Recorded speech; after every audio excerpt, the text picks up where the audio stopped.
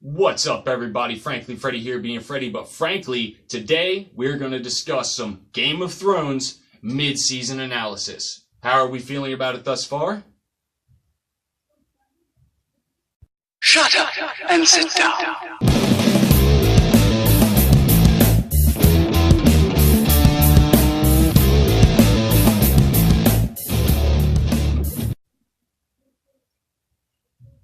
Hello, and thank you so much for stopping back by some Frankly Freddie. I know I've been away for a little while. It's been about 2 weeks, I think, since my last video. That's absolutely horrible and unacceptable. I'll try not to let it happen again. Anyway, Game of Thrones.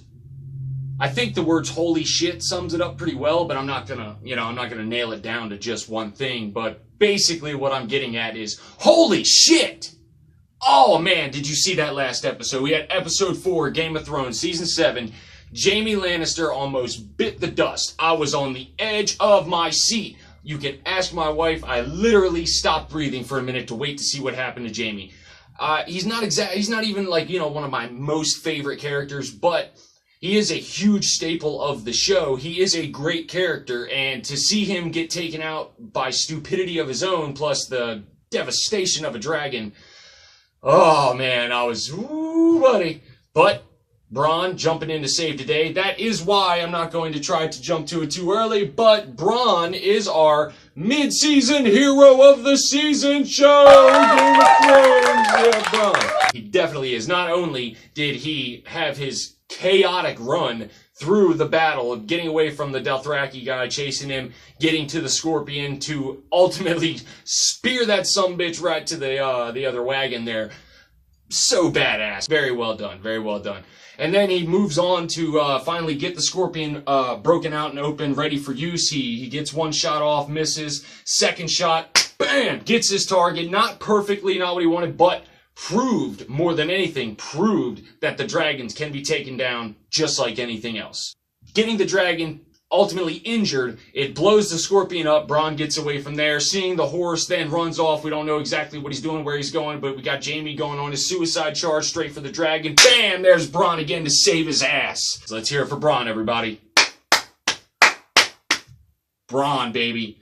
I actually really like Bran as a character. I've loved him since you really started to get some development. I think it was season 2 or 3, I'm not sure, when him and Tyrion really started bonding, and it was basically the Tyrion and Bran show. I loved it. I would go for an entire show of just the adventures of Tyrion and Bran, right?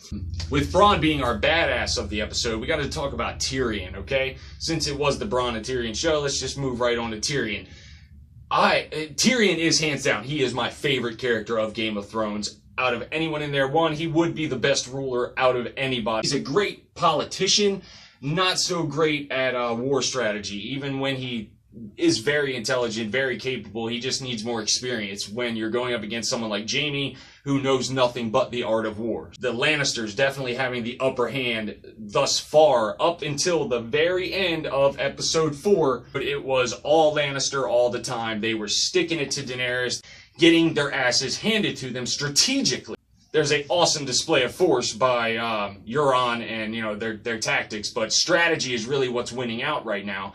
But Daenerys finally said, F this, I've had enough, I'm gonna go make a statement, I'm gonna burn a castle down. And she ultimately asked Jon, and that is I think that above all else was an ultimate indicator of what we can possibly see happening as their relationship progresses. She's not stupid. She is very impulsive, Daenerys, but she's not stupid. So she was smart enough to ask Jon, someone who has used strategy thus far to keep himself alive and to really put himself in a better footing overall, although some of his strategies have bitten him in the ass. Yeah. Can't get it all right? But she asked Jon, and I love that about the entire exchange, was that she asked Jon, and Jon gave her a very sensible, very smart response. If you go in burning, pillaging, breaking, and bombing with your dragons, you take them in there and show them first as a complete display of chaos. You're nothing new, you're just more of the same. I loved that. I loved it. And she seemed to have taken it to heart, although she did use her dragons and she did make a statement. She didn't do it by burning anything in the city. There was no innocence there. There was all soldiers on soldiers, warriors against warriors. There was no simple, people caught in the crossfire, which made even more of a statement. Really excited to see what they play off of the fact of how she decided to attack and how Westeros is going to see that. Are they going to realize that she did that in an intelligent, strategic way to not have many casualties, or are they just going to see it as this is the start of her rampage? You have Tyrion, who's seriously conflicted. He's got to destroy the only thing in place he's ever known. And to actually, I think my analysis of it is that I think Tyrion actually thought he could somehow get through this entire situation without bloodshed, or at least that was what he was holding out for. And he thought his strategies would keep it to a minimum. I think that ultimately Tyrion was just trying to get through this without really fighting at all, to just outwit his opponent into giving up, and there would be no bloodshed relatively. With him standing up on top of the field, watching the battle rage and getting a glimpse of what it's going to look like if they have to really bring it down on him, he doesn't like what he sees. I think he ultimately sees it as it is kind of a necessity, but he really doesn't like it. And for it to be the mid-season episode, I think they really, really pulled it off and put us in a position of great anticipation. I am dying to see what is to come now. The bank has gotten its money, so it seems. They said all the gold was through into Westeros, and that would ultimately mean that the Iron Bank has its due. And they are very eager to start helping out so that they can start getting some more payments from the Lannisters, because they did actually state that they really enjoy those high interest rates. Now, with the Iron Bank being paid and their conversation in episode 4, the question is raised now, are we actually going to see the Golden Company, or is it just a nod to the books? I don't see why they wouldn't. I mean, I think if there is going to be the ultimate battle of person against person at the end of this season, the Golden Company would be something great to throw in there on Cersei's side to just bump her numbers up more, man. I don't know how it's going to go down ultimately at the end of this season, but I am definitely enjoying what it seems to be turning into. I'd like to see what the exchange is of the Golden Company and Jorah, because he was previously with the Golden Company before joining Daenerys, if I remember correctly. Oh God, there's just so much, man. I don't even know where to go next. The Starks are almost completely reunited. Almost. Jon Snow needs to get back. The Arya exchange with Brienne. Awesome. I loved that. I loved her cockiness, her attitude. I think it's going to come back to bite her in the ass, ultimately, for Arya. Because, I mean, Brienne gave her that boot, and that's all it really took. She could have finished her right then and there if that had been a real fight. But Arya has definitely honed her skills, and she is very much improved, and she can very much kick ass. And that looked awesome. Brienne's one of my favorite characters. That's the other thing. I'm calling it right now. It's going to be Brienne and Podrick. It's not going to be Jaime. It's not going to be the Hound. It's going to be Podrick. That's who's going to hook up. Called it right now. Date and time. Brienne and Podrick will get together. I think he likes her a lot, and I think he really respects her, and I think he does still see her as a woman, unlike most people. That's kind of Brienne's problem. Arya's situation, very exciting. And now with that Valyrian steel dagger, maybe he's got the upper hand on Jon or something, and it's coming down to that last second, and then Arya sneaks up from the back, and then no more Night's King from the slip of Arya. It might be a little underwhelming. Sansa, I don't know what that look was at the end of her seeing the Brienne and Arya exchange. It almost looked like jealousy. If you look at it, Sansa's kind of the only normal one left. You got Bran, he's turned into a freaking robot mute visionary. Arya is a tiny little ninja assassin.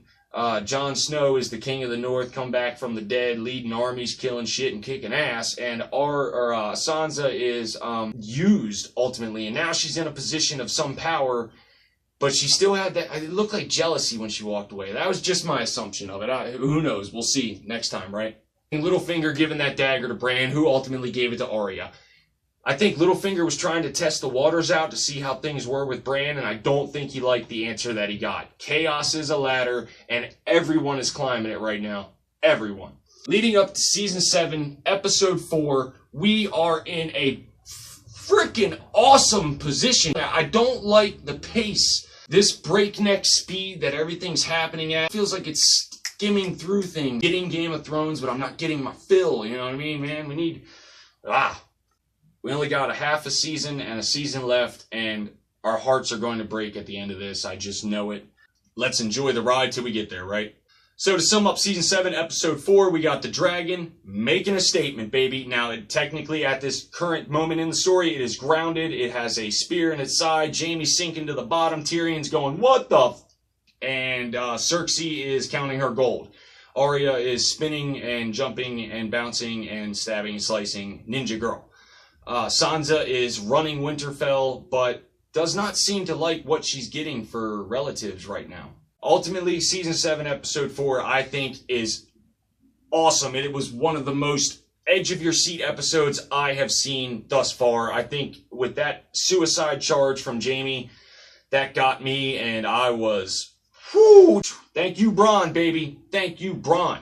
One more time for Bran, people. All right, moving on. So, season 7, episode 4, we are going to give that a 9 out of 10. There is very little ways that could have been better. Season 7, episode 4 was awesome. Mid-season, where are we at in Game of Thrones mid-season? We are at awesome. Now, let's talk about the season 7, episode 5 trailer. Daenerys and her dragon looks, I love how it was mentioned in a couple videos, how it looks like the dragon's in a giant nest. Tyrion does not look happy to be seeing or hearing Daenerys give that option of join or die. He does not seem a fan of that, and I can understand why. It doesn't seem like that's where they were going in terms of, you know, vibe. Varys saying to, I think it was Tyrion, that something about figuring out how to control her, referring to Daenerys. I don't think that's going to go well. Next step in Jaime's story, I think he's going to be a prisoner now of Daenerys. I think they may try to use him as a bargaining chip with Cersei. Cersei's going to turn it down, and I think that may be one more nail to drive into that coffin of Cersei that Jaime needs to put her in. Hopefully he'll figure it out by, the end of this season. I'm hoping. He has to, right? The trailer for the next episode looks very, very good. It doesn't seem like there's going to be, as much action, but now we're going to do some more plot development, and I'm down with that. I love the conversation in Game of Thrones. Just when two people from the opposite sides sit and have a discussion, it is that entertaining. Love it. Thank you so much for stopping by, everybody. I cannot thank you enough for swinging back in, checking out this mid-season analysis for Game of Thrones. Where are they going? What are they doing? We're predicting and wishing, but we really don't know. And thank you guys so much. Hit that subscribe button. If you could hit the like, that would be super fantastic. But frankly, Facebook.com/Frankly Freddie has daily updates of everything cinema. I'm going to try to be sticking to a schedule of 2 full videos a week. Videos like this, reviews of either movies, TV shows. Trying to stick to a schedule of 2 a week. I'm not sure what the days are going to be yet. They may change, but 2 videos a week could be expected. If you hit that little notification bell, you'll get notified every time I pop a video up. I'm trying to get more and more frequent. I want to be with you guys more and more. I want to talk, discuss, exchange. Tell me what you think. How'd you feel about season 7, episode 4? Where do you think Jaime's going to end up in the next episode? Is Cersei going to be a Mad Queen, or is Daenerys going to be a Mad Queen? So many questions. Thank you guys so much for stopping by. I'm Frankly Freddie, and it's been awesome. Just like you. See ya. Shut up and sit down.